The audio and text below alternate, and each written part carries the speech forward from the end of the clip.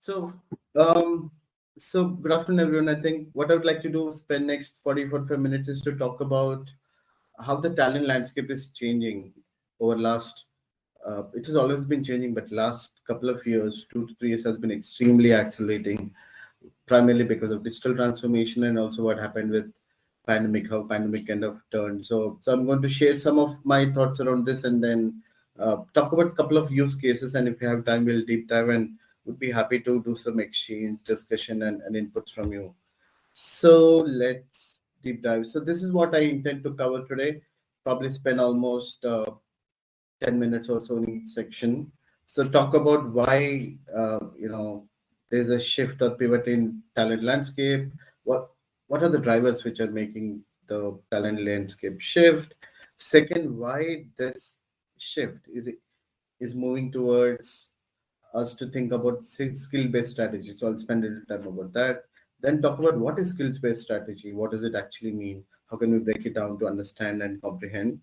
And then give some examples of some of the work I've done, and then talk about some use cases broadly. And then later, when we have time, we can actually deep dive. So that's what I intend to cover today. So let's deep dive. So just a quick caveat, I'm sharing my slides on full screen mode. So if there's any comments or Q&A, I can't see them. So what I'll do is after I finish each section, probably I'll toggle to see if there are any questions or comments. But currently, if you see any comments along the way, just give me a ping and just let me know. Then I'll look into those. Anyway, I intend to spend time on Q&A in the end. So when I was preparing for this presentation, I just went into Google and just typed Great Resignation, which is a term which we all have been accustomed to, right, over last many months, many quarters actually. So this is what Google's homepage says. When I type Great Resignation, how to hire and keep top talent amidst Great Resignation. I'm sure that's something which all of us are worried with. See what Forbes says, the Great Resignation is really an evolution towards a more employee-centric culture. I completely endorse that. And then research, the Great Resignation has not improved career paths. That's very important for today's conversations. And why is Great Resignation happening? I think we have been discussing a lot about this, but it's very interesting. Just wanted to tie to the context of what's been happening over the last couple of years. And what's very important is it's a great reset, right? As people say, and there's a churn, people are moving around, the attrition rates have gone up, and the need of the hour is to become employee centric. And they also used to use the term called the Great War of Talent. The Great War of Talent is actually happening as we speak, and then the only way to win the war is to become employee centric. Also, being employee centric in an industry in a country like India means career advancement, career opportunities. Therefore, the other article which says the Great Resignation has not improved career paths, and we need to see how we can solve the problem. Because today people might move for money, but people from a long-term perspective always look at career aspirations and career growth. So with that background, let's dig a little deeper of what's been happening over the last 2 to 2.5 years. Now, if that was one pivot which changed everything, pandemic, the whole thing around pandemic and the Great Resignation over last almost a year now or more, another change has been happening for a couple of years, actually, at least many more years before pandemic. And that change is about digital transformation. And I'm sure many of you or all of you have heard of the term Fourth Industrial Revolution, how Fourth Industrial Revolution has actually triggered digital transformation. So, we talk about steam engines, how it changed the world, First Industrial Revolution, electricity enabled to create factories, or do manufacturing and stuff like that. So that's the second industrial revolution. Then the birth of integrated chips, IC chips, as they say, and personal computer and computing led to third industrial revolution. And now we are in fourth industrial revolution where humans and machines need to coexist, right? So what you see on the screen here is very interesting. First time ever in the history of humanity, the rate of change of technology is accelerating faster than what humans can adapt. All of us. We're at a very interesting nexus point where if we don't learn faster and govern smarter, we will be left behind by technology, and therefore this massive wave of fourth industrial revolution, digital transformation, which has caught up in all industries, all clients, all not just IT, but every industry is changing. Telecom industry is changing with the 5G technology coming in. Now, irrespective of industry you come from, technology is having an impact on how you do business, what your business models are. 5G is an example, payments is another example, education, what happened over the last 2 years, everything going online, LXPs, LMSs, everything, right? So, this is very interesting nexus point, and couple of interesting research points from World Economic Forum published this report called Jobs of Future, where they predict 50% of employees would need reskilling by 2025 employees globally, and 40% of current workers' core skills are expected to change. So a huge part of our workforce needs to be reskilled because the jobs they're doing now will not exist in the future because of the fourth industrial revolution. And again, a significant part of the roles, even which are there, will continue to exist, will change its nature. So significant, huge investment of reskilling and upskilling needed. And not just that, to kind of address this problem, some of the organizations who are tackling this ahead, taking a skills-based approach, are companies like IBM, Google, Cisco, Unilever, and many more, probably not listed here. So we looked at the first pivot of the Great Resignation, the second pivot, which has been happening for a while, and actually Great Resignation and what happened with pandemic is accelerating digital transformation now. So it's kind of feeding into each other, as we say. And that leads in an interesting place where there's so many challenges, right? Employee engagement has become a challenge. Having a very clear uh, sense of what skills I have in the organization is a challenge. Look at Great Resignation itself, the way people have been exiting the organization. There's so much of load on talent acquisition team or recruitment team to hire at scale, depending on size of the organization.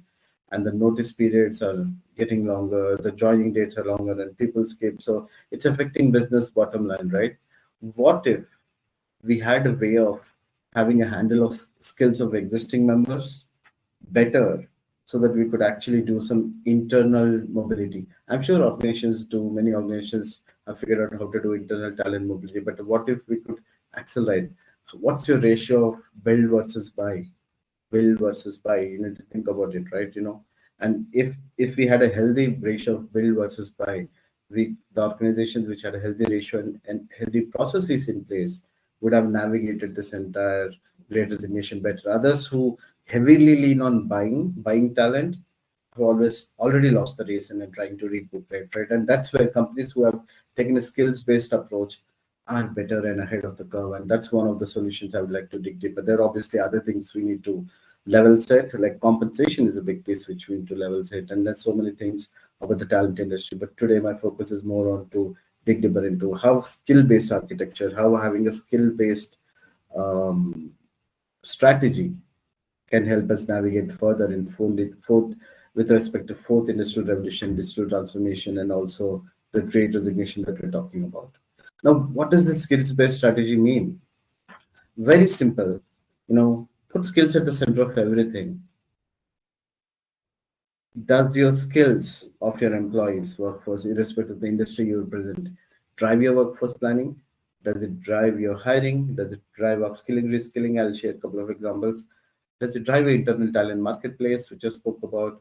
Is it linked to market trends? Are you actually paying people for their experience or the jobs they're in, or are you paying people for the skills? I think it's a combination, right? And also, how does it drive performance and succession? So keeping skills in the center. So what it means is the big pivot is the big shift to make this happen is to move away from jobs to skills. Because let's say if you think of any job, let's say a job of an analyst, and then there's a stereotype about job of analyst and the fixed job description and the competencies and everything. Uh, but if you further break it down, the job, there are actually a bunch of skills. And let's say I apply for a role, or I'm actually working in the role of an analyst. I bring with me series of my own skills, some which are related to the job I'm playing, the analyst in this example, some which I bring from my own work experience, and some of my skills I bring are hard skills. Let's say coding or ability coding, let's say. It's a hard skill, it's not transferable. But let's say my ability to analyze, my ability to interpret, my ability to make presentations is a transferable skill. So, when you look at skills, they're actually hard skills. They're knowledge-based skills where you need to know things, from a domain, so on and so forth. They're hard skills, and they're also skills which are transferable. So when you move to a skills-based category, what to do is you actually break down skills to look at what are those transferable skills and say, hey, today you are an analyst. Tomorrow you want to become somebody, pick some other job role. Which of your skills can be integrated or aligned for that role? So that's a shift. The big shift is to move from jobs to skills. And then what does it give? It gives a huge competitive advantage of, let's say, if you had I'll take a simple example from IT industry. So you had let's say significant percentage of your workforce are core Java developers, and suddenly because of shift in digital transformation, your clients are looking for full stack developers. The easiest thing to do is look at your existing core Java developers and what delta do they need to make them up to full stack developers. But if your build versus buy is not aligned, then you actually go and start getting talent which are already full stack developed, and then obviously they cost more. They integrate into the culture and the organization, and at the cost of your employees who are already in the organization at core Java, where with some delta bit of upskilling or reskilling, they would actually become full stack developers. They feel disengaged and they might leave the organization, and the vicious circle continues, right? So that's another example which you might understand. So the idea is to look at skills from the lens of what are knowledge based skills, what are hard skills, and what are transferable skills. And then also look at something called skill adjacencies, which I'll talk a little later. But the idea is to not look for complete fit into any role, especially when you are building talent, but look at if you're in role A of an analyst, what are the adjacent roles where my skills can be applied, and with some delta upskilling and reskilling, I can be made ready for that organization. And when you actually look at all the roles of every employee in the organization from that perspective, you'll be able to have a nice roll-up view if you use technology to see what's my proficiency level of full stack enterprise wide, what's my proficiency level of project management, and then you have this bird's eye view at the org level, business unit level, team level, also at individual level. You'll be able to roll up, roll down, and that gives you the benefit. And then when the new jobs open, jobs change, or new roles open, or you have to backfill roles, you'll have with the data, you will be able to play around more, and that's the first level.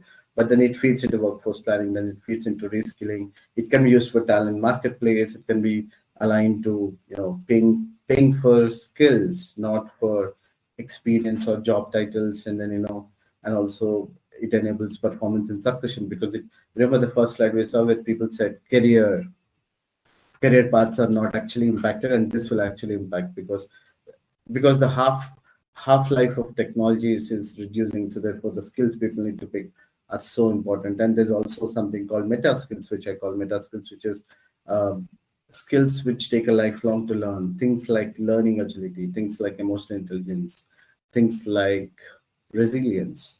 And it's important to pick for those skills, but also build those skills. So looking at the big shift, the big pivot is moved from jobs to skills. And that's some of the organizations I showed in the earlier slide have done successfully, and therefore they have the cutting edge over talent and business results. So with that background, what are the advantages if you take a skill-based approach? You actually have a complete line of sight of your talent pool. And I gave a short example. Let's say, finally, if you have the skills inventory data of all of your employees in one place, I can actually look at the skill profile of me, what are all the skills I bring to the table at what proficiency level, and you roll it up to a team, you roll it up to a function, a business unit, an enterprise, a region, a country, or even an organization, and then break it down. So, and that along with the information you have about life cycle of skills, which skills are actually getting sunsetted, which skills are getting more emerged, you have a sense of which skills you need to invest in, which skills you need to reskill people on, and whom to identify for reskilling because of the close fit, near fit. So that gives a complete line of sight for your talent pool once you move to that way of doing it. therefore also giving you an opportunity to identify skill gaps, keeping emerging roles in view, which is very important based on what you saw on the World Economic Forum's research, right? If 50% of the roles get extinct and 40% the core role itself changes, imagine how much of upskilling and reskilling will it do at scale. How do you identify the right people, not just for upskilling and reskilling, but also internal opportunities like internal talent marketplace, which leads to the third piece, creating career paths based on skills and adjacent skills, which I mentioned as an example. So let's say I'll take another technical example. Let's say you have a cloud analyst who's working on a cloud technology, and suddenly DevOps has become such a big need, and you need a DevOps engineer. So instead of going and hiring a DevOps engineer fresh from the market, what you could actually do is look at cloud engineer, because they are adjacent skill, and see what delta training do they need to become DevOps engineer or a platform engineer, right? So it's a kind of or a site reliability engineer. So looking at skills from that way gives you faster build versus buy for you, but also new incremental career paths for the employees, and therefore engages them, because you can, in the great reset, as I mentioned before, money is important, compensation is important, but for talent in India, it's always been career advancement and career progression. That's very critical. And the more you are able to find the right people to do it, the more you become successful. So that's some of the advantages of the skill-based approach.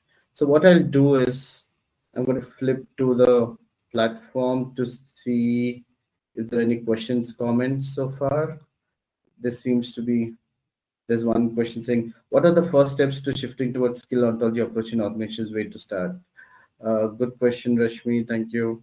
And that's actually the next section I'm stepping into. So if this is the big picture, if this is what we're trying to do, how do we start? What are the small baby steps we can all take? So before that, I'll give a bird's eye view, a 50,000 feet view, or 30,000 feet view of what the skills ontology consists of. How do you kind of break it down? And then I'll take an example in the following slides about some examples of how I've applied it myself. So first, starting with the definition itself, where do you start? Rashmi, as you asked, the answer is start with skill ontology. What is skills ontology? The definition is simple. It enables to create a common language of skills and provides a standardized hierarchical classification of system, and supports us to connect to various elements of HR. So as I mentioned in the earlier slide, and how do you connect it to compensation and benefits, how do you connect it to talent and succession, leadership, upskilling, reskilling. So a common language of skills where you have a hierarchy of description. And when I show the next slide, you will see a simple example. And having a common language, that's very important. So what's a skill? What's a sub-skill? We already agree on things like that. Now, what is this? Once you have this full-fledged skill ontology in place, these are some pieces you will have in place. And that's what I wanted to tell you. And this is also shows the gradual path you can take. The first is to have skills foundations in place. And in skills foundations, you have to get your talent philosophy right. It starts with guiding principles. Let me take my pointer here.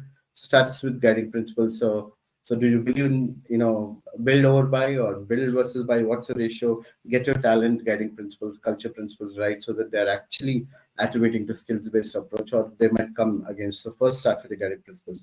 Then you create something called a skill inventory. I'll show an example of skill inventory in the next slide, then you will understand. Like, let's just start with a simple template. I'll show a simple template of skill inventory in the next slide. Then every skill has people operate in every skill, demonstrate skill at various proficiency levels. The simplest is 3-level classification: beginners, intermediate, advanced, or beginners, practitioner, master.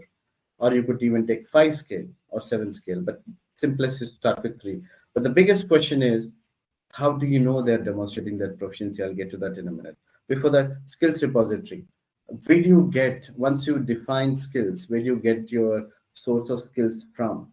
And the various repositories, which you'll see in the next section right here. I'll talk about that. Then also, what are the sources of skills and how do you evaluate? How do you grade them in a way to basic, intermediate, advanced? So getting those basic foundations in place is the first thing you need to do. The second thing is, when you go to skills repositories, it's very important to understand, identify generic repository of skills. And whichever industry you represent, we can always get a generic repository of skills either from a an organization or an entity like project management, let's say it's important for you. You can actually get, you can actually align to PMI Institute, and they already have broken down with the PMBOK everything about project management, right? So there are always generic repositories. You don't have to start from scratch. You can source to or refer to as a best practice. Second, identify specialized repository of skills. Let's say you're working in telecom, then there's 5G. Let's say you're working on 5G, and there's obviously this industry body which talks about the emerging technologies in telecom. Or if you are doing architecture, enterprise architecture, then you have a TOGAF to refer to. Or if you have, depending on industries, right? There are always specialized repositories you can tap into. Even various HR consulting firms do that, right, across the globe and across our country also. Then, depending on the business you are in, there are some skill repositories you need to tap in inside your organizations. Could be domain specific, could be product specific, could be platform, could be roles, whichever domain, subdomain you are, right? So repositories come from these three sections. You need to identify a generic repository for all generic kind of skills. If you have any specialized skills, a specialized repository from the market, and then internally also, where you get the rest of the data from. Once you've identified that, then when you actually map identify skills for a role or a person, then now this section talks about how, like, I'll go back to the example.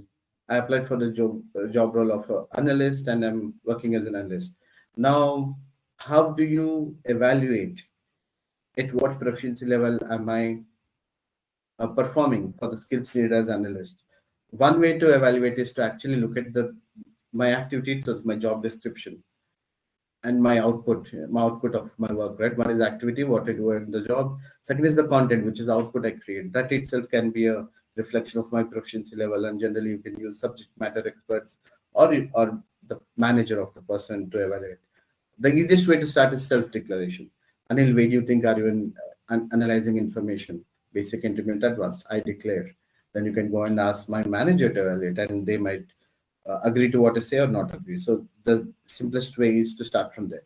The most evolved, which will eventually kind of gravitate towards, is actually using something called assessment centers, or actually assessing them on the skills.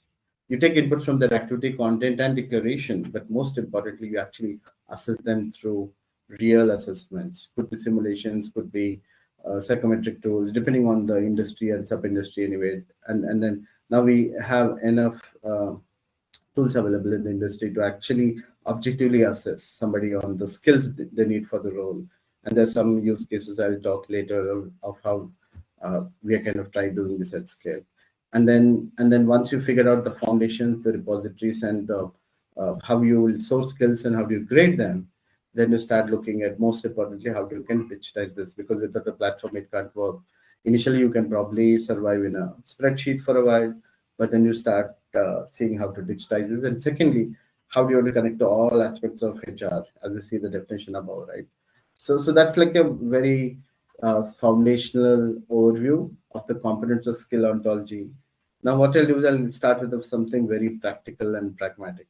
So a simplest way to start with the skill inventory, if all that is there, you can start with simple skill inventory.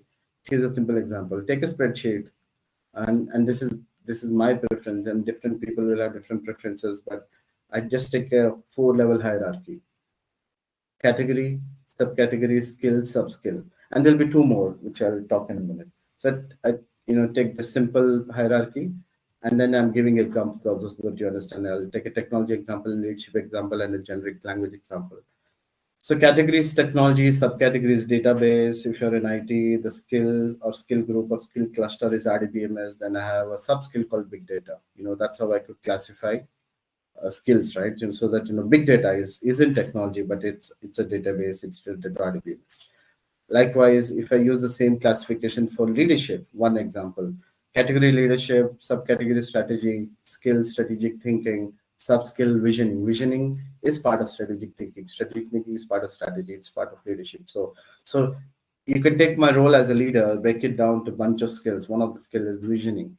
You can take my role as a programmer or developer or analyst or architect. One of my role is ability to work with big data. Likewise, my language ability, language skills, language, French, level 1, level 2. Again, there are many um, European categories, levels, right? Basic, intermediate, advanced. So simple example. So in one of the organizations I worked for, what we did was we looked at all the existing data from, talent, skill profiles of all employees reported, and did a lot of cleanup work because we're doing it for the first time, and then populated it in this format. We ended up having more than 3,000 to 4,000 line items at soft skill level. And that was like the first draft of the skill inventory of skills used in the organization. We still haven't mapped them to employees yet, but at least you have a common language, right? You're starting with what are the common list of things you need. And then you need to iterate, you need to update. So as they started working new different projects, we created a mechanism where we get a new list of skills and sub skills added. So at least we have a common skills inventory. And you can start in a spreadsheet, start something simple like this. And obviously, in the earlier slide, I spoke about repositories, right? There are a lot of industry repositories where you can borrow. You don't have to start from scratch. Just give me a simple example. Now, once that's in place, again, taking a perspective from a learning and development, because I'm a learning and development and talent professional, the next thing we did was, if I have a spreadsheet like this, data like this, which is kind of cleaned up, neat, clean, and everything, now against the sub skill, I would add another column, another hierarchy about proficiency level. So, beginner in big data, intermediate in big data, advanced. So for every row, I can actually add 3 rows, right? Leadership also, visioning, beginner, intermediate, advanced, language also. Then what happens is, from the catalog perspective, I'm kind of taking the skill inventory, now transitioning into a catalog. And then what I would do is I have 3 rows of big data, beginner, big data, intermediate, big data, advanced. And based on the learning offerings I do in the organization, could be from my partners, could be from the LXP platform, or could be the in-house programs I've built. Against each of that sub-skill coupled with proficiency level, I would tag the program offerings. Now you see what started as a skill inventory has become a catalog of offerings mapped to skills. And it has a huge uh, advantage if you're doing training needs analysis or learning needs analysis in your organizations. Doesn't matter technical or not, because then what happens is, when you actually roll out learning needs analysis to employees, managers, and leaders, everything can be linked to the skill inventory. So let's say you get a learning need analysis survey as a manager in your organization, and it says choose learning needs for your team, and you go there. The first drop down is technology. You select technology from the first drop down, and then you have list of things under technology. Then you choose for database. You choose this second drop down, database, and then it auto shuffles and you pick RDBMS, big data. See how you kind of do hierarchy of drilling down to the skill and sub skill you need without need to type anywhere, because it becomes a huge mess. And then that's how you can build your TNA. I'm just giving an idea if you haven't already not doing that. Once you build your TNA that way, and then when the training needs are submitted, you consolidate, or an employee says, big data beginner is my requirement, my need. From your side, you have already mapped these sub skills to proficiencies and learning catalog of offerings. So it's so easy to fulfill a training request because you already done the mapping thing. Hey, 30 employees are asking for big data beginner. Let me plan a batch with 30 people and assign this blended learning program or send them to a classroom training or whatever, right? So this is where you start with a simple skill inventory, use whatever data you already have, don't build it ground up, but look at all the data. Could be resource management data, HR data, learning data, and build a small skill inventory and map it to proficiency levels, then map it to learning catalog, and try use cases like training needs, simple, so that you kind of get comfortable with the overall approach. And then, at least you have something get going. And that's how I've started with in one of the organizations I was working for when we started off this many years ago. Something very simple, you can start in the spreadsheet itself. And as one of you asked the question, how do I start? Where do you start? This is a simplest way to do that. Now, kind of accelerating forward from there, um, looking at an ideal state. Looking at an ideal state now, if you start from there, eventually an ideal state is for every job role. There should be a skill profile which captures all this data. And all of us have HRIS systems which captures data for we ask our employees to fill the data. It's kind of ad hoc or rudimentary, but imagine if we can capture data of all of this, the full view of their skills from, let's say, as an analyst. I'll continue with the same example. Anil, as an analyst, what is the knowledge you need to be successful? The knowledge skills, right? Which considers concepts and standards. And then what technologies or tools do you need to use to be successful in your role? And what are the typical job activities you need to do? And then depending on the client I'm working with or the industry I'm in, what domain or functional experience I would need, and to make it completely holistic, what are some behavioral and leadership traits I need to demonstrate? So if a job profile just from a job description statement can be broken down to all this, because everything is kind of now broken down and mapped to a skill, right? It's broken out to skill. And then if you have data at this level of an individual, obviously, let's say in technology, there is MS Teams, there's Visual, there is big data, and then let's say in tools, we have using neural or things like that. And again, eventually, you ask me to self-rate myself, manager rates me to the big as a beginner level, or then you assess, doesn't matter. So for every employee, if you have a skill profile like this, you have data of what skills they have and also they're operating at which proficiency level. Then you can actually look at the individual profile or look at the profile of a team, a function, a sub-function, a group, or a whole enterprise. Or you could pick a skill, big data, and look at the entire enterprise view. You could kind of roll down the whole organization to get a very skill based 360 view. And so if starting with inventory was a beginning point, this is where you have to shift into a platform or a system which can actually do this for you. And there's a lot of change management you need to do to get the data and everything, right? But this is the good end state to have all of this figured out. And then let's say you have a skill profile one and there's a skill profile two. What are the skill adjacencies which are common? What are the transferable skills? And then if I'm interested to progress into skill profile two, what are the learning paths I can take, career paths I can take? The whole thing kind of falls in place. So again, full view of skills of employee, organized view of one's talent across all aspects related to work. Can we map to proficiency levels? Initially, could be self-rating, then manager feedback, and later I'll talk about how you can use assessments to kind of actually get objective scores, especially when you're trying to identify top talent or when you're trying to select people, and then gives a full org view or a department view. So you start with that, but eventually you just do into a skill profile and get skill data for everybody. It's called skill inventorying at org level. So that kind of the extreme end. And I wanted to give you something simple, but then also eventually build enough systems, change management support in place to kind of move to this level. And obviously, there are always, you don't have to do everything grounds up. There's a lot of repositories you can refer to, there are a lot of partners you can work with, but at least if you get the foundations right, it will be important. It will be easy for you to build maturity as you go. So one way this really helps is, again, the T-shaped career model has been around for a long time, but with pandemic, again, this is coming to prominence. So the whole idea of T-shaped career model is because technologies are changing so faster, how do you keep our employees ready not just for today, but also for tomorrow, both from the perspective of the organization and also perspective of their own career growth, is to look at what are some areas where they need breadth of expertise and get them trained in all of those. And again, skill profile helps us to identify those. And what are some areas there we need to build depth of expertise? So again, color coding, breadth of expertise, they'll have a core technical ability, but they'll have a core industry and functional ability. That's the depth, right? And behavioral skills, again, some behaviors they need to have really strong. Some you kind of introduce them from the breadth perspective. And meta skills are, as I explained, lifelong learning, emotional intelligence, resilience, so far.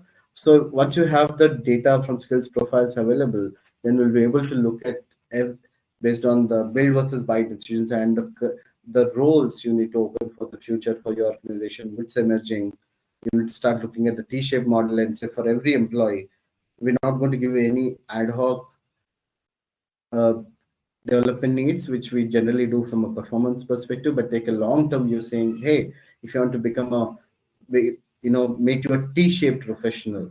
You are an analyst. What else can you do, Anil? What are the breadth of expertise you want to pick? They'll also pick one technical skill, one functional skill, one behavioral skill, one meta skill. And what are the areas where you want to continue a specialization? And we can kind of start having these kind of conversations with our members, which is more profound and deeper compared to asking, hey, what's your training need?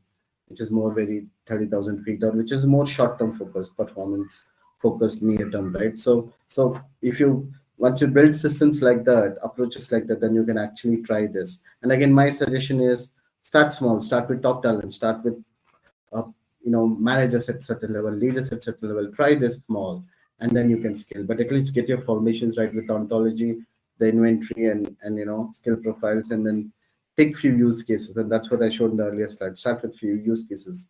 Again, which use case to use depends on the industry, the organization, and the type of situation you are in. So you'll be the best judge to do that. But this is one way to kind of move from just training needs or just ad hoc individual development planning to actually building people's careers, which came up in the first slide, right? Career paths being a challenge.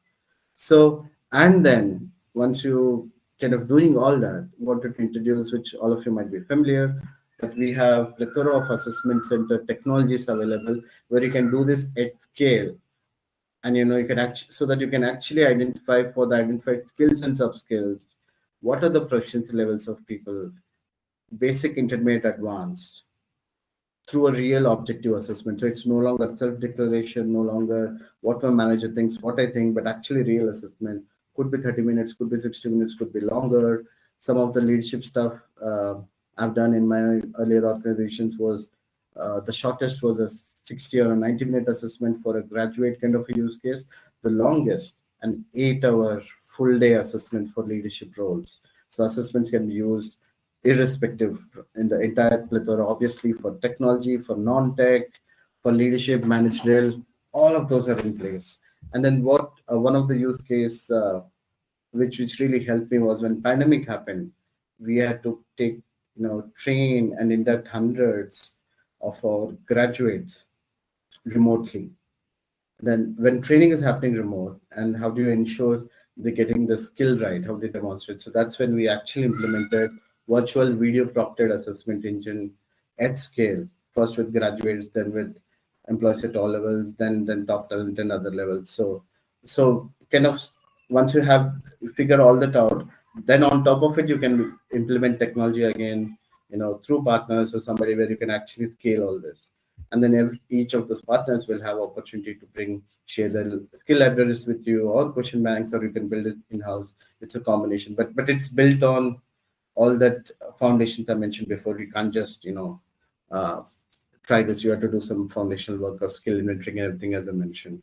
So just wanted to show you the progression of how it starts with the basic skill inventory to implementing assessment centers at scale, where you actually get real objective proficiency levels of employees. Then you can look at the skill profile data, roll up, roll down. You'll be able to make real intelligent decisions for build, buy, for the future also.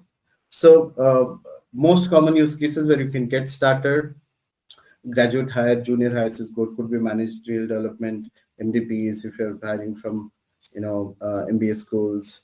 That's where you can actually try all the time mention as a use case, including an assessment center in combination to kind of actually objectively assess people.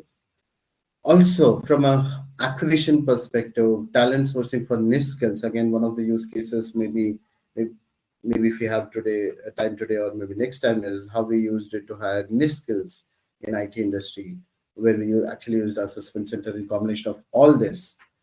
And what we did was we actually got rid of we had two technical interview rounds. We got rid of first technical interview round by implementing the assessment center, and the assessment center actually gave more information, more insights and information. So instead of just looking at resume of a candidate and with the 1-pager or 2-pager feedback of the first round interview, now in second round, I have the resume with at least a 15-20 page summary of how they performed in the assessment. And the assessment had technical, behavioral, everything, the whole plethora, which I mentioned.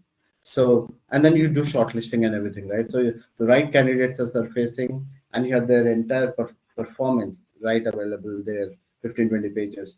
And imagine the power that, along with their profile, gives for you as a hiring manager to ask the right questions, to dig deeper so that you pick the right talent for you, especially niche skills. It's a huge, huge value add.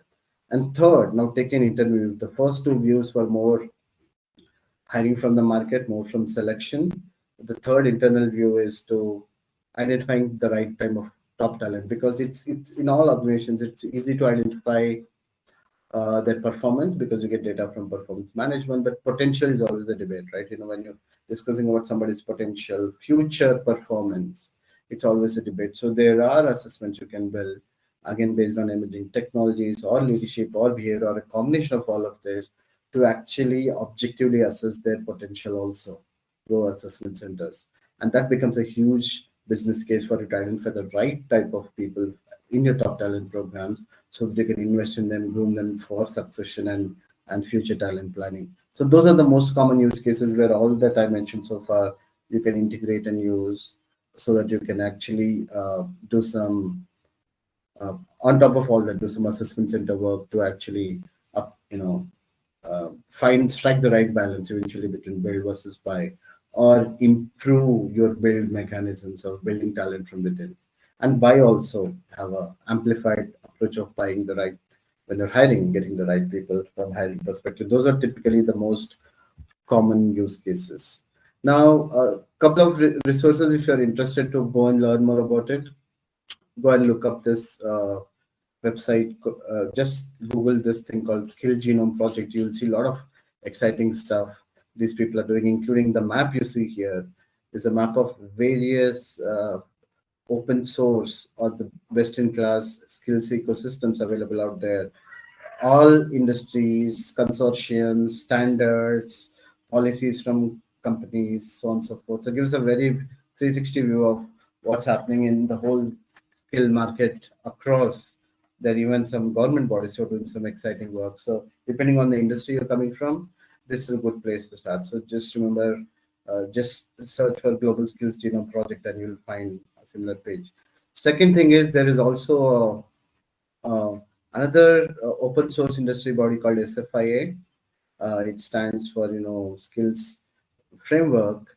So if you just type SFIA, and again what they do is they say how you can, and this is more for knowledge industry, knowledge and IT industry. So if you're in that industry, this you will appreciate this a lot more. So as you can see in the image, it says how with skills in the center, how you can acquire, deploy, develop, reward, plan, and organize. So again, this is another open source global skills and competency framework for digital world, especially knowledge in IT industry.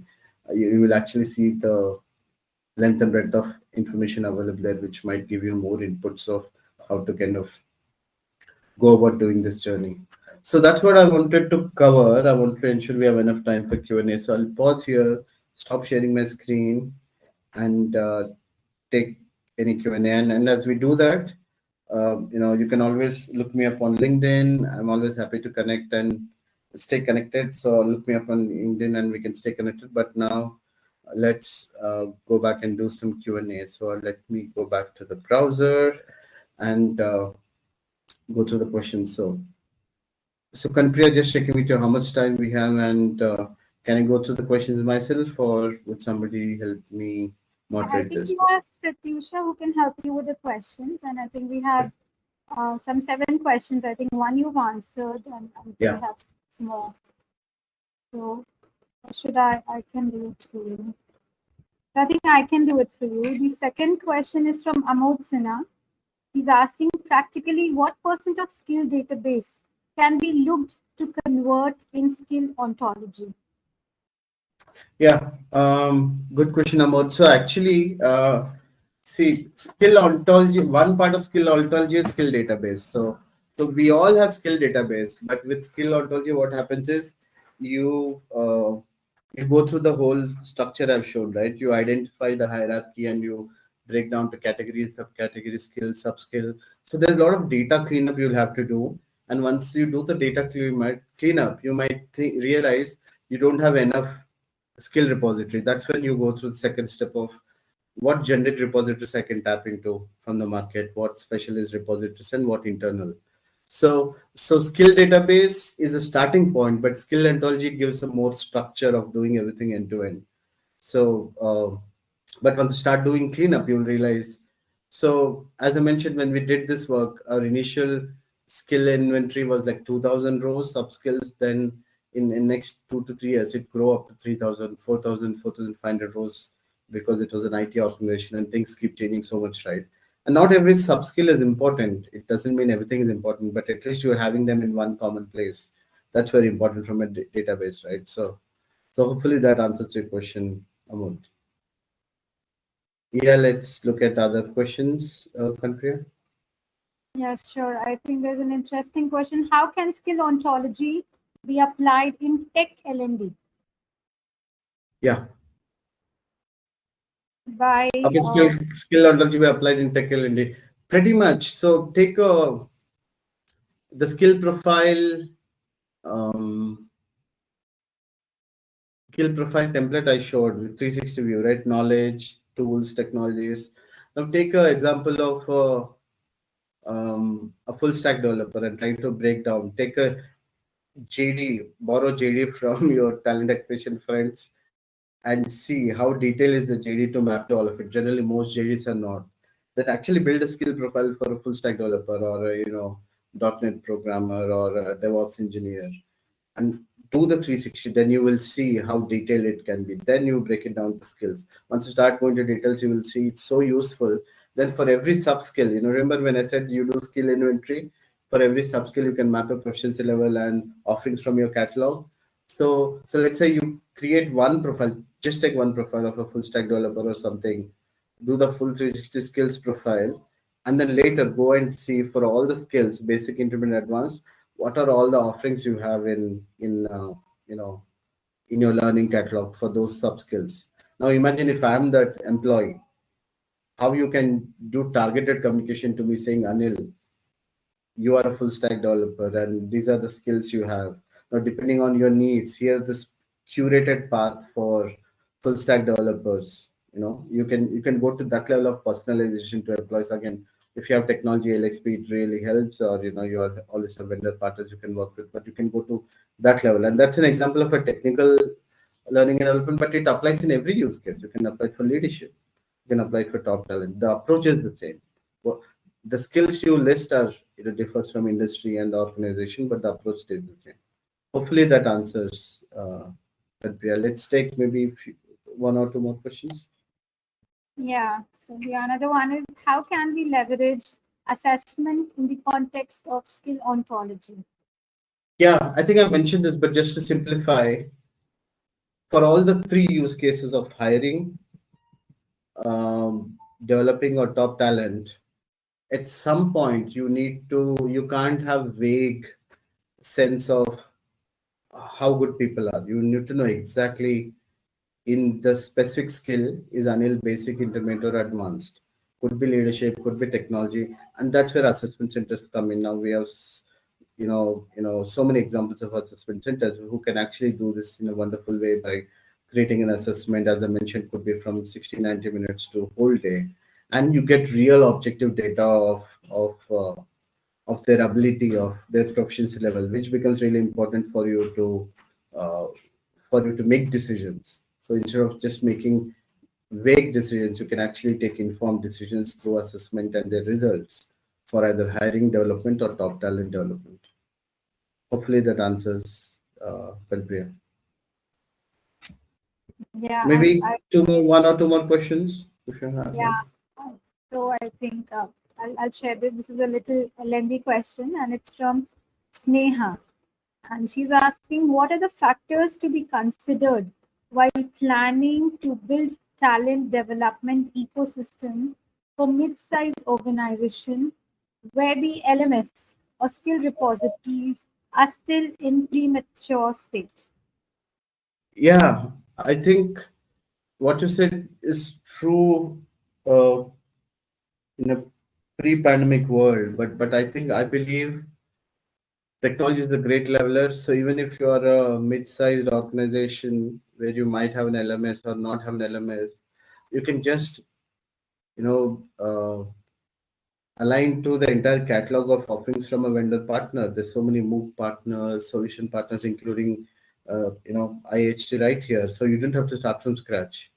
And based on, for example, based on the uh, catalog of offerings of IHT, you can ask them to give their dump of skill inventory also. So you can start from there. You don't have to start from scratch. So I believe with the plethora of learning solutions available in the market now, everybody is at advantage. Nobody is at a disadvantage. So you can actually, you don't have to start ground up at all. You can quickly build something world class with support of your learning partners. So hopefully that answers your question, Sneha. Maybe we'll take one more question, Kanpriya, or you can wrap up. Yeah, Yeah. this is the last one so that we cover at least that. So how can we, no, sorry, can we tie skill ontology with performance management? Yeah, because everything is based on skills, yes. But if the question was, getting people to put them through real assessment itself is a difficult change management thing.